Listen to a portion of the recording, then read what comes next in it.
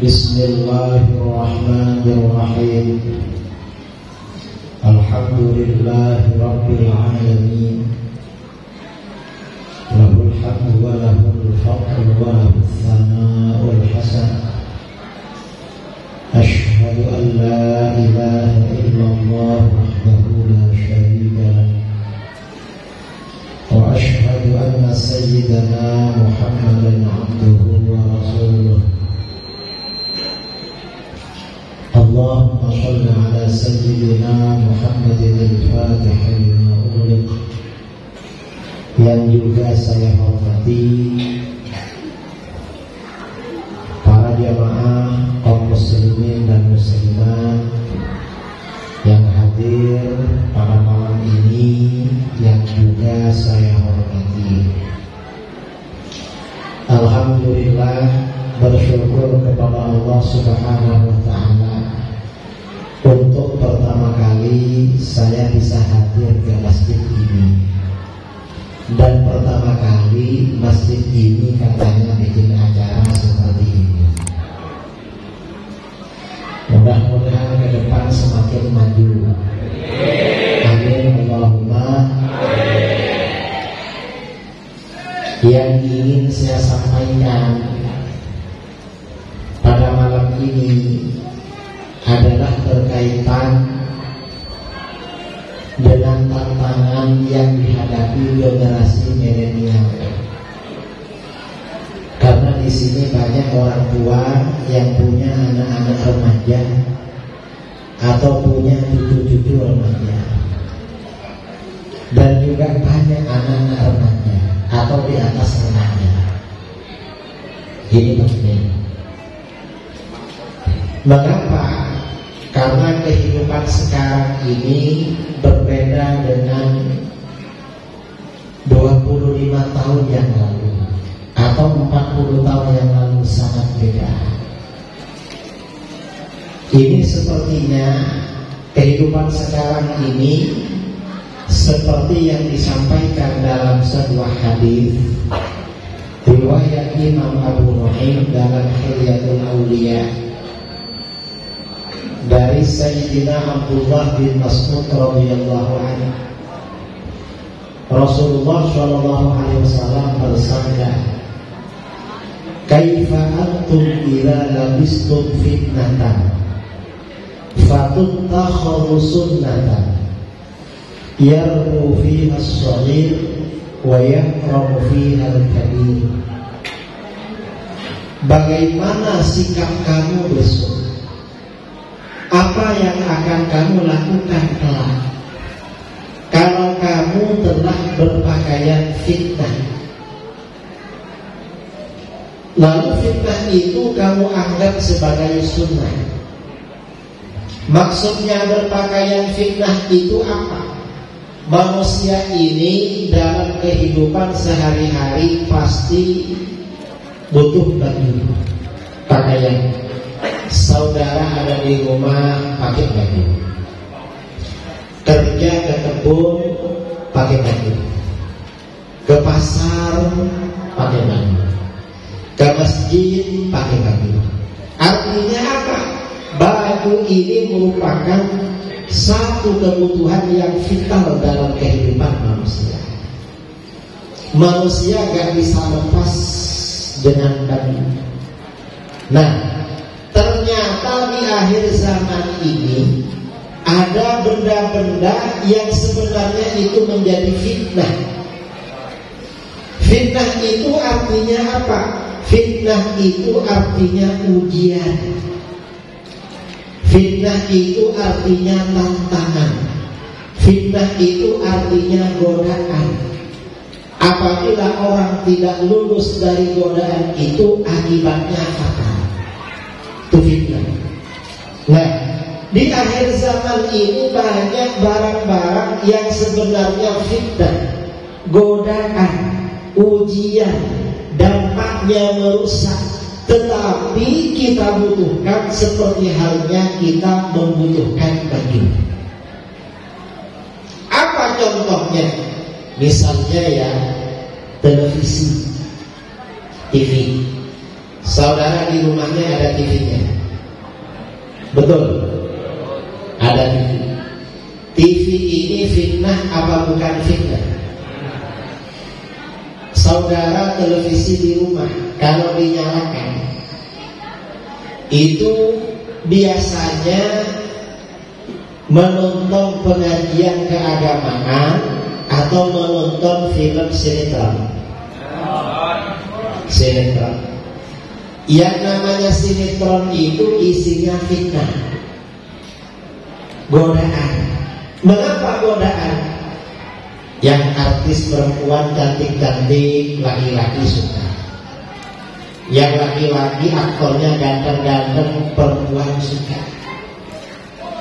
Dan gara-gara nonton TV mestinya sudah sholat, belum sholat. Mestinya waktu diisi dengan ibadah, waktu dibuang-buang itu saja. Nah, ini namanya TV ini fitnah. Karena apapun yang masuk TV itu kebanyakan gak baik. Walaupun judul filmnya itu tentang pesantren atau santri, pasti ada bumbunya yang gak baik. Kadang ustaznya pacaran sama ustazah, itu kalau di TV.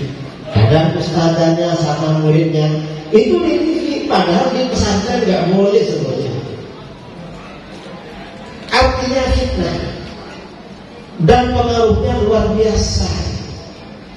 Ini baru TV. Kemudian apa lagi fitnah? Android. Android ini fitnah apa bukan fitnah? Fitnah. Saudara buka HP kira-kira sebagian besar karena keperluan atau karena main-main. Main-main. Jadi fitnah, buang-buang waktu. Fakultahu sunnah. Dan ini semua dianggap sunnah, dianggap kebaikan, sudah menggantikan yang baik-baik.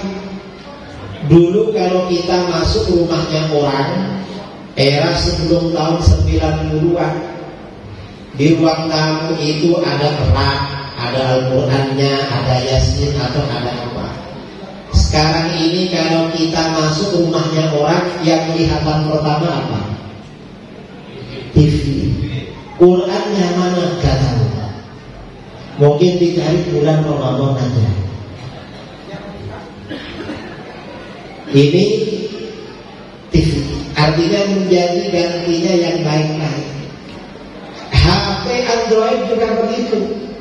Dulu ustaz-ustaz kemana-mana disapunya bawa tasbih. Begitu duduk tasbihnya diputar. Naik bis, naik taksi, naik mobil mau ke Jakarta, tasbihnya diputar. Ke masjid, tasbihnya diputar. Kalau gak baca Quran. Kalau sekarang bawa apa? HP. Begitu duduk, HP-nya dibuka. Kadang-kadang ya gak ada WA, gak ada telepon, dibuka aja HP-nya. Seperti sibuk sekali, seperti super sibuk. Nah, ini namanya fitnah. Dan ini dianggap sunnah, saudara. Bukan hanya masjid seperti ini. Mungkin yang lain pernah di Masjid Nabawi mau sholat subuh. Pernah juga di Masjidil Haram di depan Ka'bah pas waktu sholat. Tiba-tiba ada nada dering berbunyi. Apa bunyinya? Lagu dangdut. Kira-kira kalau lagu dangdut nada deringnya orang mana? Orang Indonesia. Kira-kira orang Sumatera apa Jawa? Hah? Orang Sumatera. Ya mungkin Jawa juga. Karena Sumatera saudaranya Jawa. Artinya apa? Ini sudah menjadi gantinya yang baik-baik. Kalah dengan ini. Sampai apapun sekarang diposting di story. Jam 3 malam kadang nulis status di Facebook di story. Alhamdulillah bisa nangis di hadapan Allah. Luar biasa. Luar biasa. Alhamdulillah kok bisa khusyuk ya sholat malam ini. Entah sholat sungguhan atau cuma bikin status, gak jelas. Allah tahu. Apalagi kalau umroh atau haji, foto di depan Ka'bah. Entah selesai tawaf apa belum. Apa hanya untuk foto-fotoan. Ini sekarang. Dan ini akibat adanya TV, adanya HP, adanya wifi ya, adanya internet, yarbu fiha as-saghir. Anak-anak kecil cepat sekali pertumbuhannya menjadi dewasa. Cepat. Kalau dulu sebelum TV ini merata seperti sekarang, apalagi HP belum ada, anak laki-laki ini sampai besar-besar itu walaupun main sama anak perempuan gak kaya, karena gak ngerti itu lukuan anak itu. Yang perempuan juga gitu. Tapi kalau sekarang ini gak perlu anak SMP, anak SD sudah ngerti. Kadang-kadang anak TK juga ngerti mana kawannya yang ganteng, yang cantik, padahal masih TK. Ini sekarang, dulu anak saya masih TK, bilang sama mamanya, nih saya kalau rumahnya tante sana suka. Kenapa? Keponakan tante cantikan. Teman kelas saya di TK kalah. Saya berpikir, ini TK kok sudah ngerti orang cantik. Mau dibilang cerdas bukan mata pelajaran, mau dibilang ingin kawin masih TK. Nah, ini artinya apa? Tantangan anak-anak remaja ini berat pada masa sekarang, lebih berat daripada 30 tahun lalu. Mengapa lebih berat? Dulu gak ada HP, gak ada internet. Walaupun ada TV di kampung-kampung, jarang yang punya TV. Itu pun acaranya di TV tidak 24 jam. Sore menjelang maghrib baru buka, jam 12 sudah tutup. Channelnya cuma TV RT. Tiap malam yang keluar Pak Harto sama Pak Harmoko. Dulu mau cari film itu seminggu sekali dulu. Setelah ditunggu-tunggu ternyata gak bagus juga filmnya. Kalau sekarang ini film di TV siang malam, kalau gak cukup pakai anten nanti nyambung TV kabel. Masih gak cukup nanti pakai parabola. Masih kurang nanti entah pakai apa lagi, pakai YouTube. Semuanya sekarang. Nah ini bahaya. Dulu gak ada, sekarang ada. Karenanya orang tua masa sekarang harus lebih ketat dan berhati-hati mengawasi anak. Mengapa fitnahnya semakin besar, tantangan dan godaannya semakin berat? Karena itu satu-satunya cara pada masa sekarang, kalau punya anak remaja usia SMP atau SD juga gak apa-apa, yang paling enak itu dimasukkan pondok pesantren.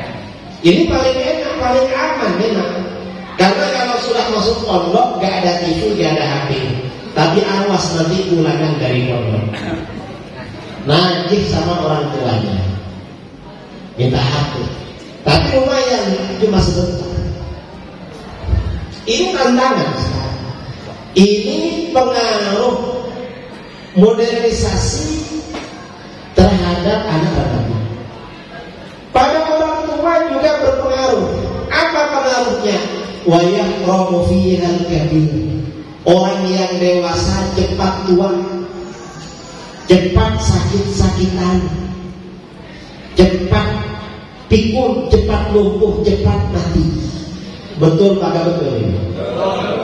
Kalau dulu orang sampai tua-tua sehat-sehat, sekarang ini baru lewat 30 sedikit Gara-gara istiqomah nonton TV, lihat internet, akhirnya nafsunya pada dunia luar biasa.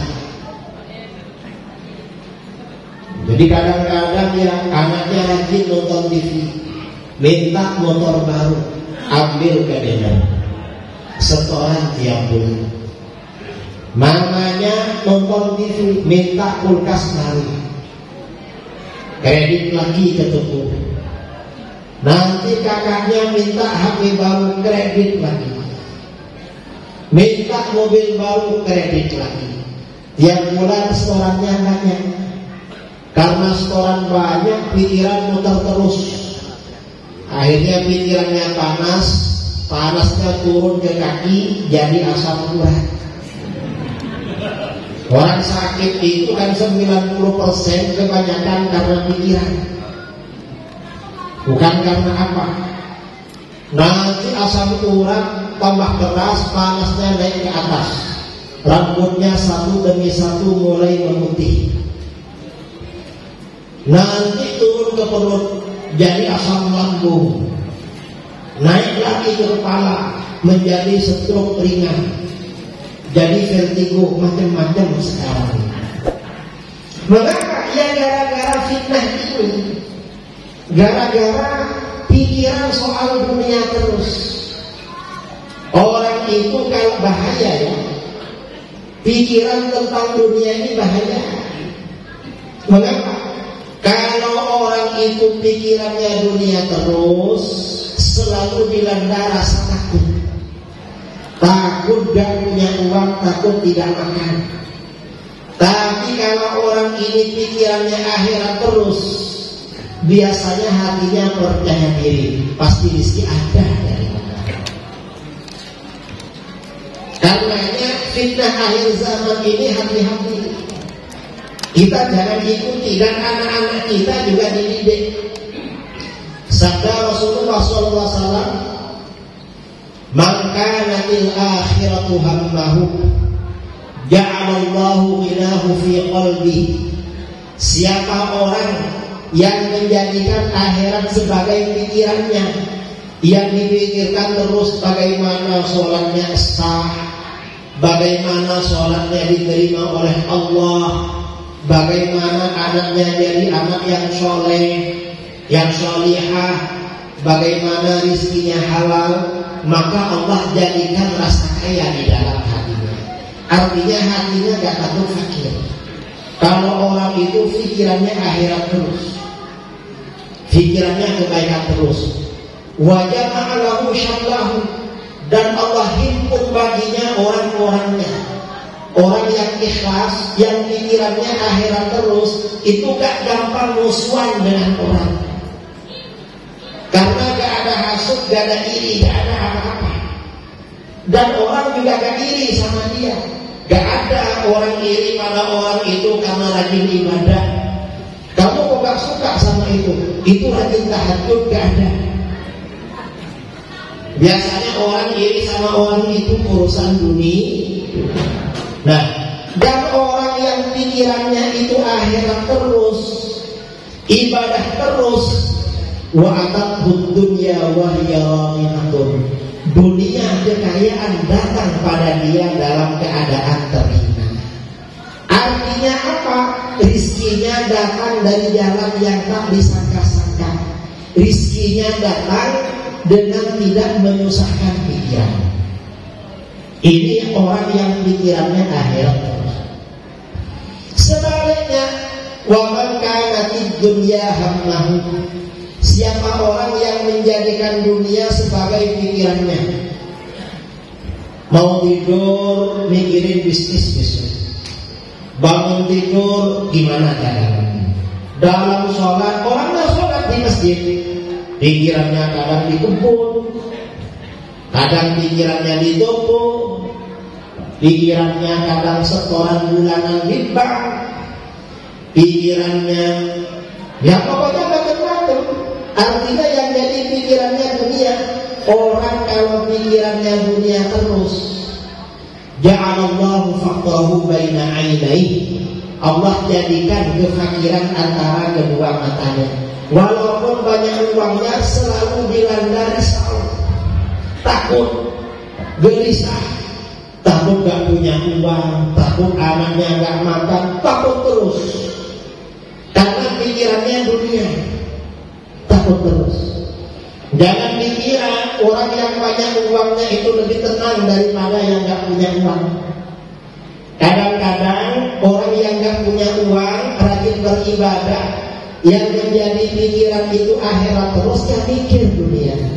Sementara orang yang banyak uangnya, asetnya ratusan bahkan miliaran, karena pikirannya dunia terus, akhirnya apa? Hatinya gak tenang, selalu rakus, merasa kurang.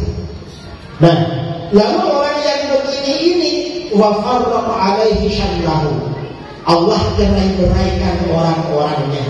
Orang yang mikirkan dunia terus gampang musuhan sama orang. Nanti misalnya dia punya bisnis, ada tetangganya buka bisnis yang sama, terkejut. Aduh, ini saingan saya. Akhirnya gak suka. Gampang gak suka. Ada saingan baru, terkejut. Khawatir mengancam kehidupannya. Mengapa? Pikirannya dunia terus. Dia gak ngerti kalau rezeki itu takaran dari Allah. Kemudian walam ya'tihi minad dunya illa ma qaddara lahu. Orang yang pikirannya dunia terus, dunia yang datang pada dia hanya yang ditakdirkan oleh Allah. Yang Allah tidak takdirkan gak datang pada dia. Ini pikiran. Karenanya saudara-saudara, zaman fitnah seperti sekarang ini, kita perlu evaluasi diri. Yang paling banyak kita pikirkan itu akhirat apa dunia? Kira-kira apa? Kalau ingin tahu akhirat apa dunia, waktu sholat. Ketika kita ini sholat, yang kita renungkan itu apakah banyakan sholat itu ingat pada Allah dan akhirat, atau yang kita renungkan itu justru bisnis yang ada di pasar, uang yang ada di orang, di kebun atau di mana-mana. Itu perlu dievaluasi. Ini pada masa sekarang. Jadi memang fitnahnya luar biasa. Kemudian hadis tadi menyampaikan, wa ila tulikan minha syai' qila tulikan sunnatun.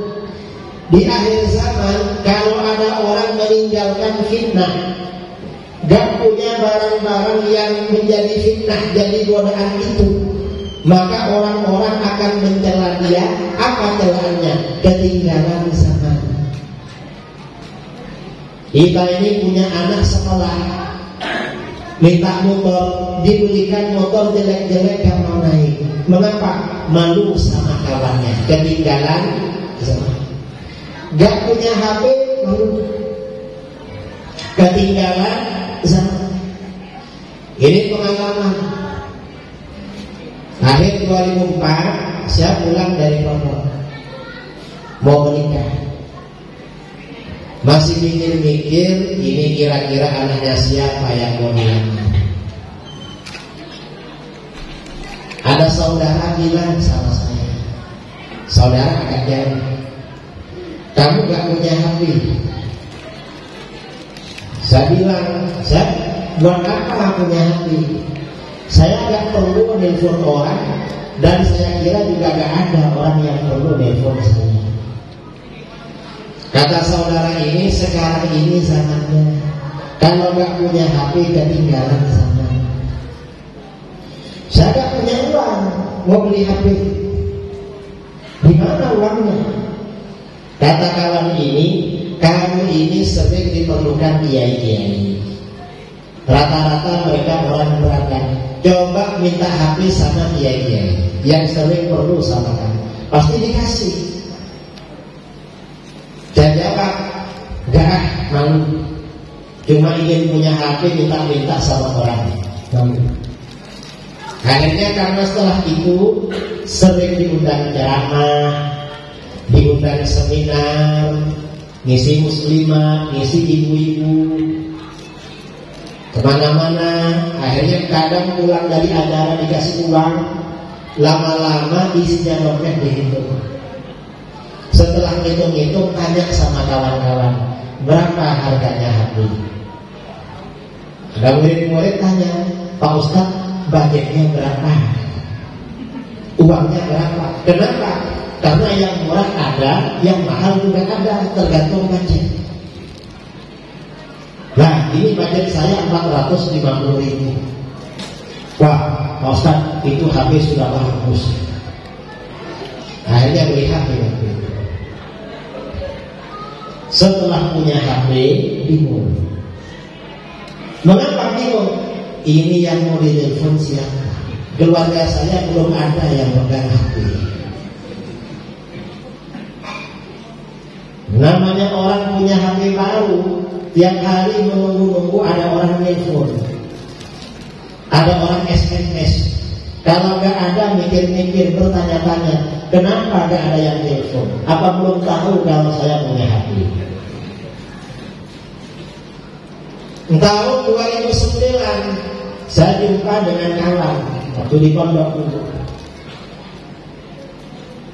Tanya dia, Ustaz, apa merek HP-nya? Lo HP saya tipe terbaru Nokia. Oh ganti Ustaz. Ganti apa? Sekarang ini eranya BlackBerry.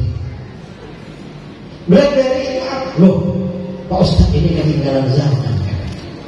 Saya ini bukan ketinggalan zaman, memang gak ikut rombongan. Apa gunanya BlackBerry? Pak Ustaz ini kalau punya BlackBerry bisa kirim foto, kirim suara, kirim video, bahkan Pak Ustaz bisa main Facebook. Lalu apa maksud itu? Pak Ustaz ini kalau main Facebook dakwahnya bisa global, bisa apa-apa di Facebook, semua orang tahu. Bahkan kalau Pak Ustaz mau, kalau ada Facebook, Pak Ustaz bisa untuk cari istri lagi. Padahal waktu itu saya ceramah sudah di luar provinsi, sudah ke Bali, ke Jawa Tengah. Saya kan Jawa Timur, ke Lampung belum. Tapi Bali dan Jawa Tengah sudah. Dan Ustaz ini kalau ceramah kemana-mana, dan istri itu gampang, tinggal bisik-bisik sama ustaz-ustaz yang didatangi, jadikanlah, kalau ada pasti jadi. Dan orang itu biasanya senang kalau dilamar ustaz. Waktu itu akhirnya apa? Beli BlackBerry, takut ketinggalan. Tahun 2014 ada seminar internasional di Surabaya, Indonesia, Malaysia. Dari Indonesia, ulama dari mana-mana di Indonesia. Saya ini selain sebagai narasumber juga menjadi panitia pelaksana. Nah, waktu istirahat, kiai-kiai menghampiri saya. Apa mereka bilang, Pak Kiai? Kok HP-nya masih jadul? Loh, ada yang baru? Sudah ada Pak Kiai.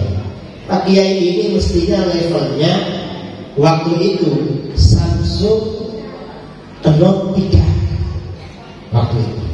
Loh, apa itu? Loh, kalau pegang itu Pak Kiai keren. Akhirnya apa? Beli juga, takut ketinggalan. Sekarang sudah gak ikut-ikut. Nah, ini artinya apa?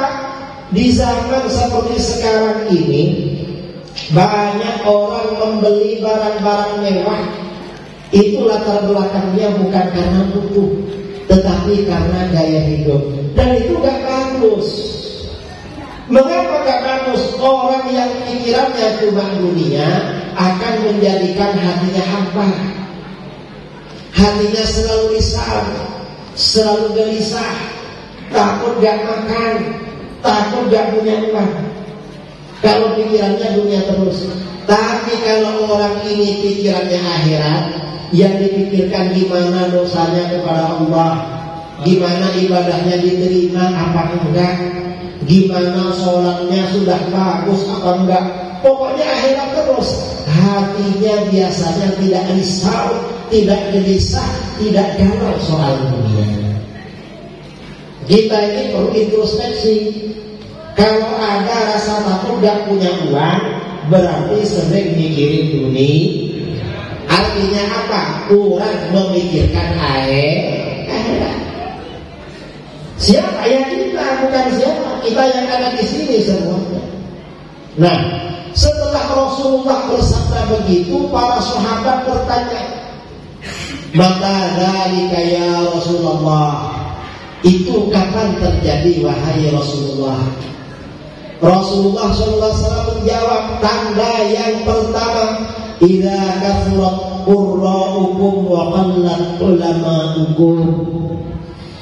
Apabila banyak qari di antara kamu, tetapi sedikit orang yang alim. Qari ini artinya apa? Orang-orang yang hanya pandai membaca, baca Al-Quran atau baca apa, tapi bukan ulama, gak bisa baca kitab kuning. Atau qari ini sebagian ulama mengartikan orang yang hanya pandai berceramah, tapi ulamanya sedikit. Mencari penceramah gampang, mencari ulama susah. Ini berarti tandanya akhir zaman. Sekarang ini saudara, cari penceramah gampang. Mengapa gampang? Karena untuk menjadi penceramah gak perlu mondok lama-lama. Yang penting dia punya mental, ya, mentalnya kuat. Pegang mic di depan banyak orang, tidak gugup, tidak gemetar, dan dia pandai ngomong. Walaupun gak bisa apa-apa, apalagi ceramahnya lucu, viral, diundang kemana-mana. Dan orang sekarang ini lebih senang mencari tontonan yang lucu-lucu. Jadi sekarang, kalau menjadi ulama susah saudara. Orang ini kalau menjadi ulama mondoknya lama. Dan ulama ini kalau berceramah jarang yang lucu. Mengapa? Yang mau dikeluarkan selalu diukur dengan ilmu. Kalau gak sesuai dengan ilmu, dia takut. Kecuali ulama yang menukar agamanya dengan dunia, ngawur ngomongnya. Ya ada juga sebenarnya ulama yang nakal. Biasanya itu. Dan masyarakat ini cenderung mengundang penceramah daripada ulama. Kalau penceramah yang diundang, apalagi yang lucu-lucu ramai. Kadang-kadang penceramahnya gak pernah ngaji.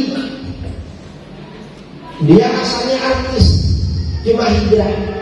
Cuma hijrahnya bukan belajar, tapi langsung jadi ustadzah.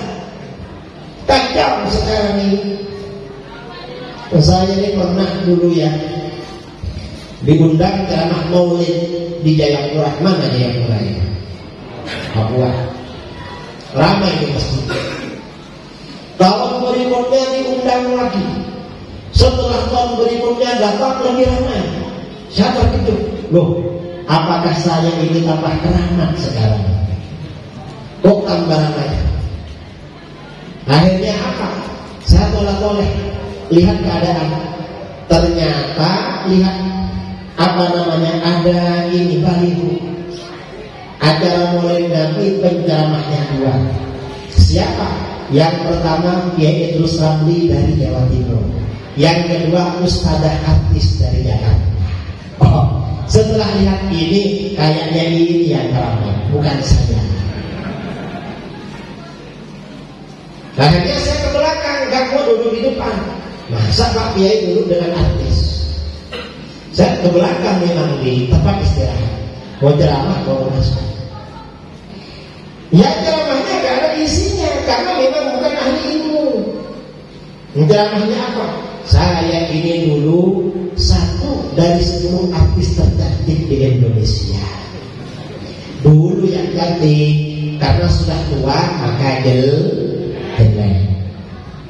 Itu caranya. Dan orang-orang terutama laki-laki maju ke depan sholat. Nah, ini artinya apa? Pada masa seperti sekarang ini, saudara, berarti kita umat Islam dituntut berhati-hati. Berhati-hatinya di mana? Zaman seperti sekarang ini, kita tetap wajib mengikuti fatwa-fatwa para ulama.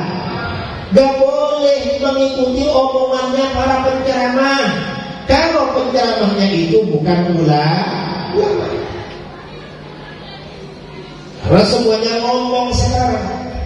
Ini yang terjadi ya, yang baru di Lampung ini. Tiba-tiba ada khalifah. Ada khalifatul muslimin. Katanya khalifahnya umat Islam seluruh dunia. Kok ada khalifah umatnya gak kenal? Siapa yang bayar dia? Ngawur dia. Mengapa ada begitu? Itu gak belajar pada ulama. Belajarnya bisik-bisik dengan kawannya. Katanya yang bayar kawannya 2 orang. Lalu seluruh umat Islam wajib bayar dia. Bodoh namanya itu. Gak ngerti khalifah. Orang seperti ini memang wajib ditangkap oleh pemerintah. Kalau gak ditangkap bahaya. Harus ditangkap. Mengapa? Ini gak ngerti soal agama. Ternyata di Lampung ya. Ya alhamdulillah di daerah lain gak ada. Mencoba di daerah lain ada juga kan bingung juga. Tapi ini kan bukan jamaahnya kan ya. Alhamdulillah. Kita gak perlu ikut seperti itu. Memang masalah khilafah ini sekarang kontroversi. Ada yang pro, ada yang kontra. Cuma yang pro ini berlebih-lebihan, yang kontra berlebih-lebihan juga. Sebenarnya bagaimana? Khilafah itu ya biasa aja. Kalau ada kita ikut, gak ada ya udah diam. Sekarang ini gak ada memang. Di dalam hadis-hadis Rasulullah SAW ada isyarat di akhir zaman ini memang lama gak ada. Kalau gak ada ya sudah kita lihat. Khilafah memang gak ada. Dan khilafah ini memang milik umat Islam, tapi dulu. Sekarang kita gak punya, ya sudah yang ada yang ada. Cuma yang pro ini memaksa-maksakan sekarang harus ada. Gak ada kok harus ada. Yang kontra kesannya alergi terhadap khilafah. Seakan-akan khilafah gak pernah ada. Padahal lama umat Islam punya khilafah. Ya sekarang aja. Sejak jatuhnya khilafah Utsmaniyah itu kita gak punya khilafah. Ini takdir Allah. Ya sudah kita terima apa adanya. Ini masalah khilafah. Nah, ini artinya apa? Pada masa-masa seperti sekarang ini kita tetap dituntut mengikuti fatwa-fatwa para ulama. Siapapun ngomong lewat radio, lewat apapun, kalau bukan ulama gak perlu didengar. Anggap saja radio. Ada orang di radio ngomong dendoren katanya bid'ah, tahlil bid'ah. Oh berarti itu bukan ulama. Bukan ulama ngomong penceramah. Berarti bagaimana? Anggap radio rusak. Radio rusak. Ada orang ngomong Maulid Nabi bid'ah. Oh berarti bukan ulama. Mengapa? Ulama-ulama dari dulu ada maulid. Kok ini bilang gak ada maulid? Bukan ulama. Berarti radio rusak. Kalau radio rusak, segera ganti channel. Gampang aja saudara. Karena kita ini wajib mengikuti ulama. Dan ini juga isyarat pada masa-masa seperti sekarang ini, kita juga dituntut menjaga eksistensi para ulama.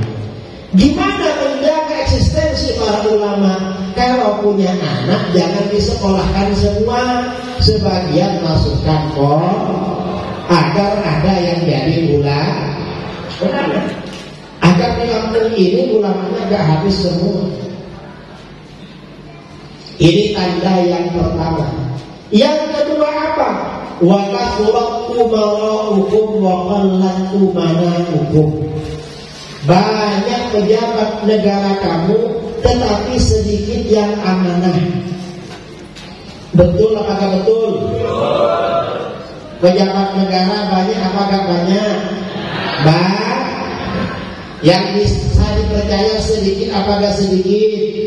Sedikit. Dari sedikitnya sampai gak nemu, mana yang bisa dipercaya? Sulit sekali. Nah, ini artinya apa? Pada masa-masa seperti sekarang ini, kita dituntut untuk menjaga nilai-nilai amanah. Siapa saja. Karena sekarang ini yang tidak amanah bukan hanya pejabat, tetapi rakyat banyak yang tidak amanah. Tidak amanah itu artinya apa? Khianah. Khianah itu artinya apa? Mengambil yang bukan haknya. Kadang-kadang menjadi panitia bangunan masjid. Ada apa enggak yang korupsi? Hah? Ada? Banyak. Itu amanah apa khianah? Khianah. Kadang-kadang enggak perlu menjadi panitia masjid, enggak ada panitianya, tapi barang-barang khianat. Ngambil barang haram. Contohnya apa? Saya mau tanya.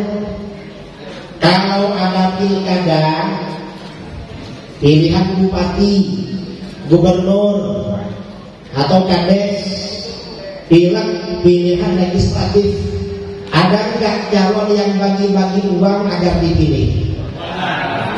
Banyak. Itu uang halal apa uang haram? Uang haram. Banyak yang menerima, senang, nanti mau menerima lagi.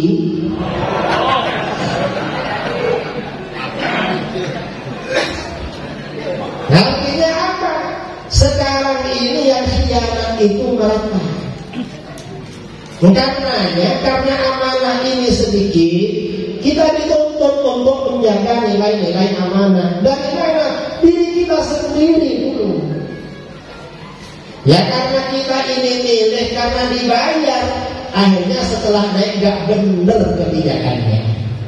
Coba kita ini milih secara amanah, kita pilih karena benar, insya Allah kebijakannya juga benar. Ya karena kita yang ngajarin korupsi ini, bukan dari mana. Karenanya amanah ini penting ya. Penting, tolong yang pegang HP dimatikan. Kalau mau nelfon keluar.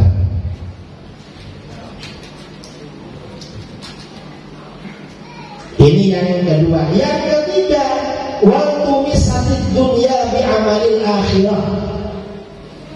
Dunia dicari dengan amal akhirat.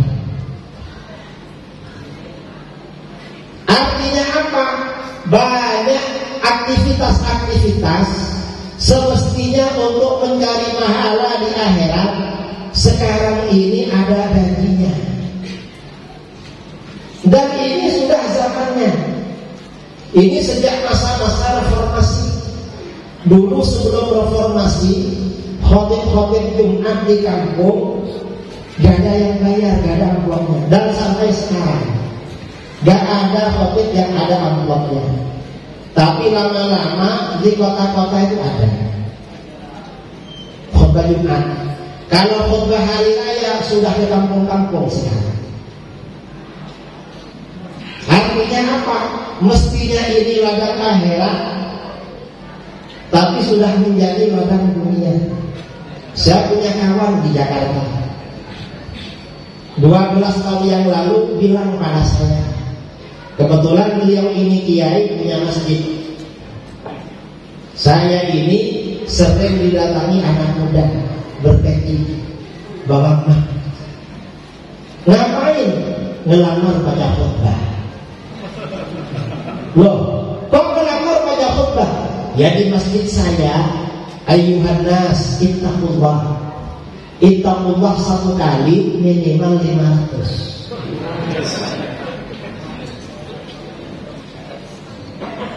Ittaqullah itu 500 di Jakarta dulu 12 tahun yang lalu. Sekarang sudah naik. Saya heran waktu itu, karena saya di kampung ini ketua DKM. Kalau panitia bangunan nggak punya uang untuk bayar tukang, saya ini disuruh cari undangan. Ustaz, uangnya habis bayar tukang, cari undangan. Tapi begitu undangan ceramah di Denpasar 2009, karena hari Jumat pagi-pagi diminta baca khutbah. Selesai baca khutbah, diajak ke rumahnya DKM. Habis itu dikasih emas. Saya terkejut karena gak biasa khutbah Jumat dikasih emas. Apa ini? Pak Kiai, ini ucapan terima kasih. Saya terkejut. Dalam pikiran saya cuma terima kasih pakai emas, kan cukup ngomong aja. Akhirnya apa? Emas ini saya serahkan ke kawan saya, murid saya, pegang. Nanti kita baca di kamar. Sampai di kamar istirahat, saya suruh buka, coba buka, mungkin ucapannya panjang. Begitu dibuka, ternyata masih ada amplopnya. Oh, pakai amplop Ustaz. Coba buka lagi, mungkin ucapannya rapi. Setelah dibuka, isinya 10 lembar. Alhamdulillah. Yang merah-merah itu. Akhirnya saya mikir-mikir, coba saya tinggal di sini, saya ada kerja lain kan? Baca khutbah ke sana sini. Tiap Jumat 1 juta. Ini cukup punya bini 3.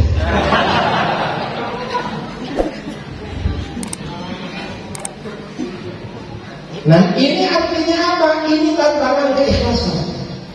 Siapapun sekarang ini dituntut untuk menjaga nilai-nilai keikhlasan. Karena kalau gak ikhlas, apapun sekarang bisa dibayar. Dibayar sekarang ini.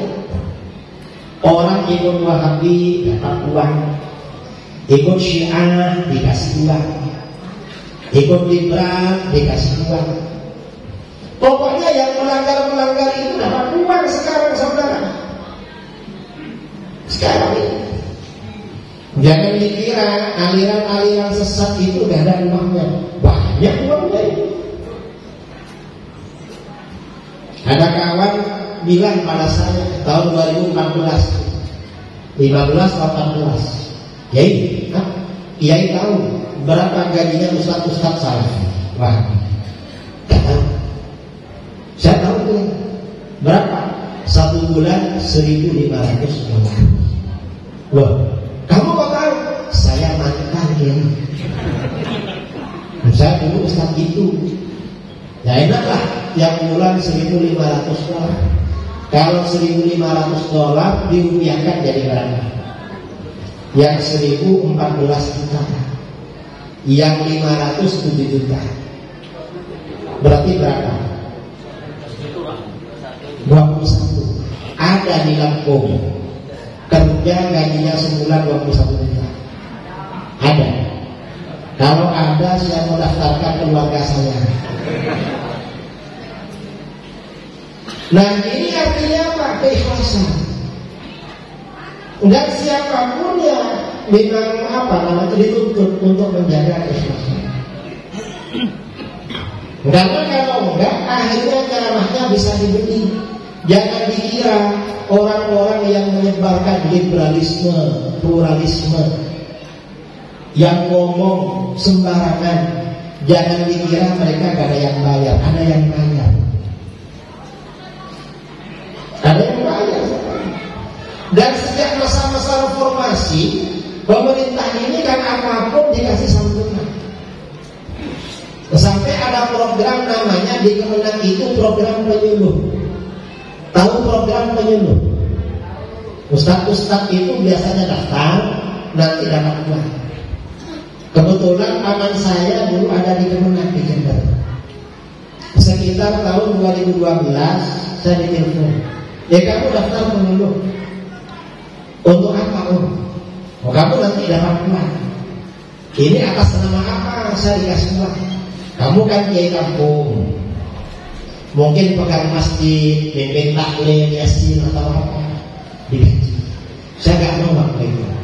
Kalau saya digaji semua, terus dan ikhlas yang mana? Gak mau. Tahun berikutnya gak mau daftar. Tahun berikutnya pas acara di Masjid Jami di kota, ada petugas Kemenak datang, pinjam KTP sana. Pak Kiai pinjam KTP-nya. Untuk apa? Mau difotokopi. Karena yang lain datanya Kiai sudah masuk semua, cuma sampean yang gak ada datanya. Saya kasihkan. Setelah dikasihkan, katanya didaftarkan jadi pemilu. Loh, kok didaftarkan? Yang lain sudah tinggal sampean. Ya udah, gak apa-apa. Habis itu besoknya diajak rapat. Rapat apa? Rapat buat rekening. Saya beralasan gak bisa. Saya ada ajaran, padahal gak kemana-mana, cuma males aja. Oh mungkin Pak Kiai punya rekening. Kalau rekeningnya ada, cuma gak ada isinya. Saya kirim nomor rekeningnya. Kira-kira dapat 6 bulan, pas bulan Ramadan ditelepon, Pak Kiai, rekeningnya sudah dibuka apa enggak? Kenapa? Sudah transfer kemarin. Ya sudah lama gak buka rekening, memang gak ada isinya. Pas keluar, iseng-iseng ke ATM. Dilihat, begitu dicek ternyata masuk 2,5 juta. Setelah masuk bagaimana? Senang juga. Artinya apa? Manusia ini hatinya lemah saudara. Walaupun gak mau, tapi kalau dapat senang juga. Nah ini artinya apa? Yang tuntutan keikhlasan. Orang itu harus ikhlas memang. Ini yang ketiga. Yang keempat, tanda yang keempat, wa tafaqahu li ghairi din. Orang mencari ilmu bukan karena agama di akhir zaman. Karena apa? Karena formalitas. Cari gelar, cari sarjana. Dulu orang masuk pondok-pondok pesantren ingin belajar baca kitab, biar nanti alim jadi ulama, dapat barokah guru. Soal rezeki orang dulu tawakalnya tinggi pada Allah. Masalah rezeki terserah Allah. Padahal orang dulu yang mau dimakan sulit. Sekarang ini orang gak ada kesulitan makan, tapi kalau punya anak yang dikejar sekolah umum. Kalaupun pondok, cari pondok-pondok formal yang ada SMP, SMA sampai perguruan tinggi, sarjana. Mengapa? Khawatir nanti kalau dewasa gak punya sarjana, khawatir gak punya kerja, gak dapat kerja. Ini sekarang betul kagak betul? Padahal sekarang ini cari kerja dengan sarjana sulitnya bukan main. Tahun 2004 saya pulang dari pondok, YIN di daerah saya membuka pendaftaran dosen negeri yang dibutuhkan 7 orang, yang daftar hampir 500. Sekarang ini setiap tahun perguruan tinggi kita mengeluarkan ribuan, puluhan ribu, ratusan ribu, mungkin jutaan di Indonesia sarjana-sarjana calon penganggur. Kadang-kadang kita jumpai supir Grab, ditanya sarjana S2. Kadang-kadang sales lewat masuk ke rumah jualan, alumni mana? Katanya fakultas ekonomi. Ada yang sospol jadi sales. Mengapa? Yang kan repot sekarang. Kalau terlalu banyak sarjana siapa? Nah, ini artinya apa? Pada masa seperti sekarang ini kita dituntut untuk memperhatikan pendidikan ilmu agama anak-anak kita. Gak apa-apa anak kita ngejar sarjana, tapi ilmu agamanya jangan nol, harus diberikan secara proporsional. Mengapa? Kalau gak punya ilmu agama, kasihan saudara. Nanti mereka setelah besar, nanti terpengaruh salafi, terpengaruh syiah, liberal, gak sholat, jadi orang nakal, macam-macam. Karena latar belakang tidak punya pendidikan ilmu agama. Ini bahaya masa sekarang. Nah, ini ada cerita yang ingin saya sampaikan. Dulu pada masa salaf, ada seorang khalifah yang soleh, namanya Khalifah Umar bin Abdul Aziz. Itu khalifah beneran, karena umat Islam masih khalifah. Kalau yang di Lampung itu ya hasil menghayal, khalifah hayalan. Umar bin Abdul Aziz ini khalifah yang soleh. Beliau ini berhati-hati. Dari solehnya beliau, sejak menjadi khalifah gak pernah menggunakan fasilitas negara.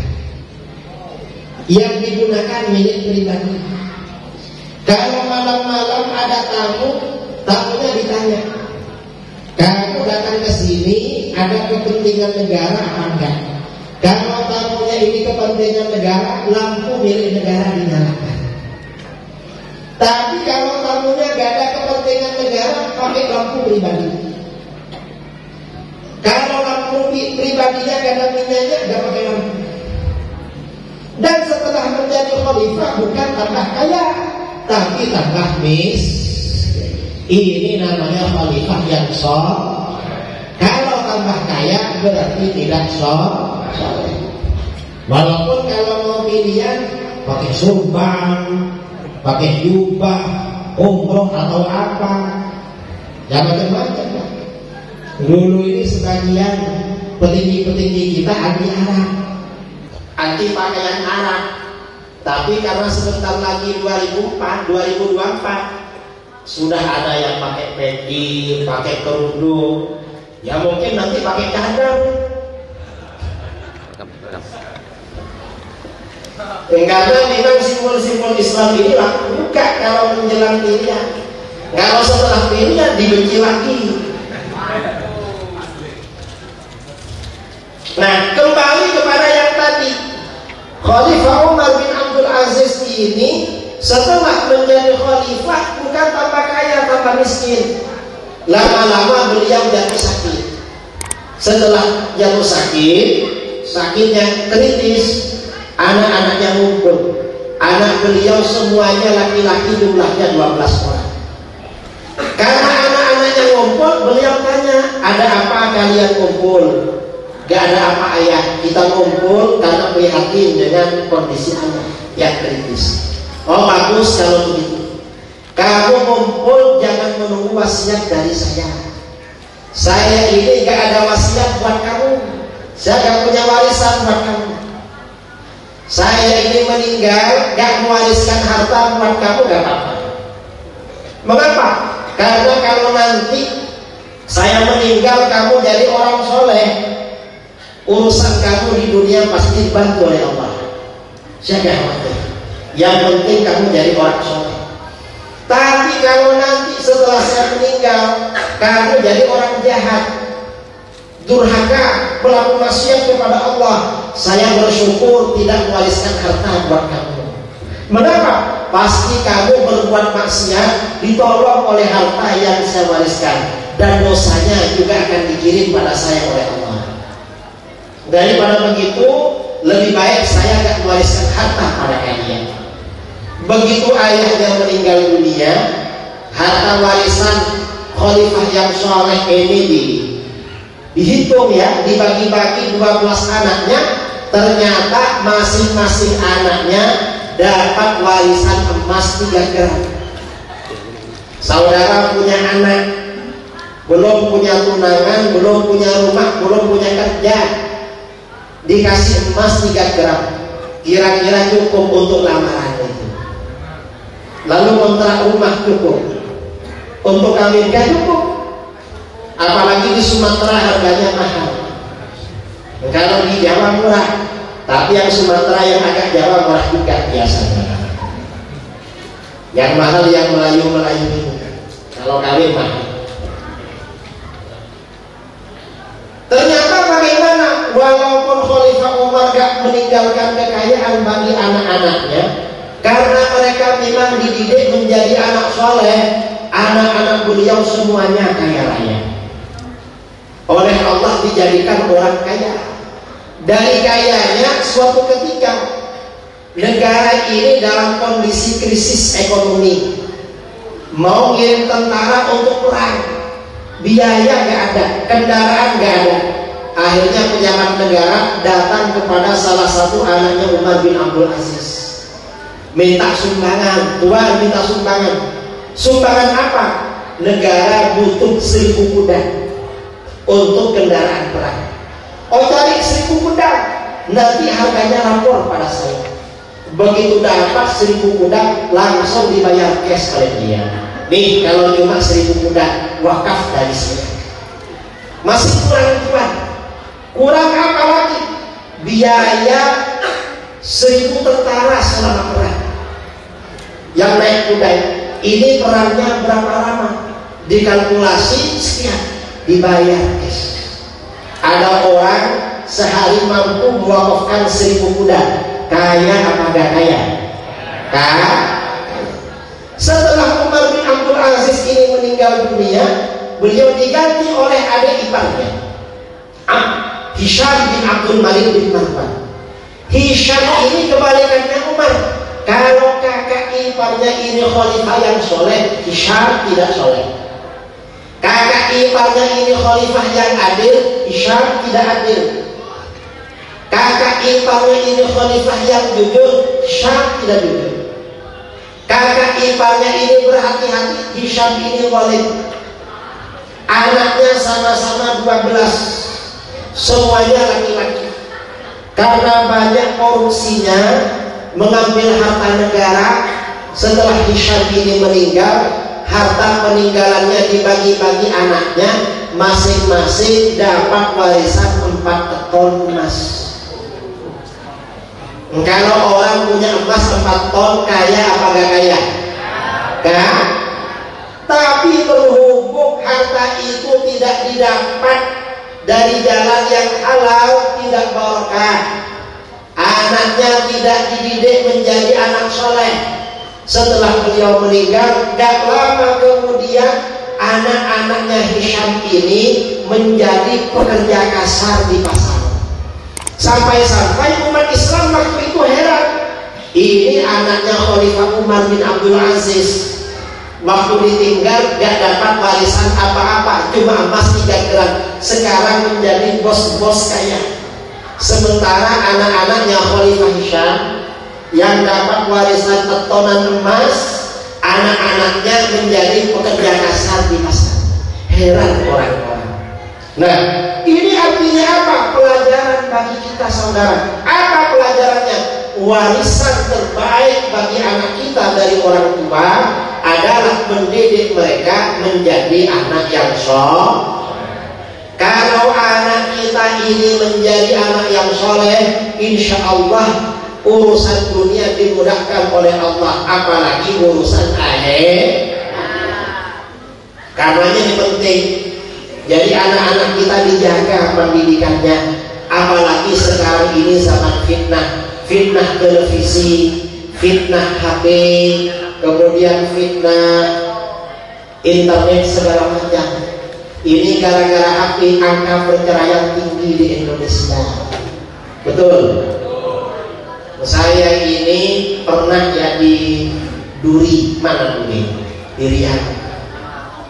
Di tempat bermalam, di mes ya, kayak hotel begitu. Ada petugas cleaning service.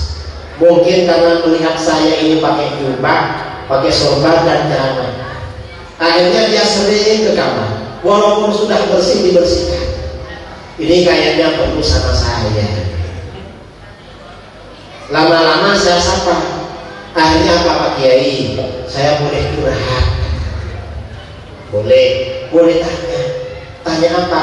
Gimana cara mengembalikan barang hilang Pak Kiai? Kamu kehilangan apa? Kehilangan istri. Hilang ditinggal di mana? Gak ditinggal, ya ada di rumah. Bertengkar, gak bertengkar. Pegang HP, ya pegang HP. Gara-gara HP. Karenanya laki-laki hati-hati kalau istrinya pegang HP. Gak boleh dipaslon, harus terbuka.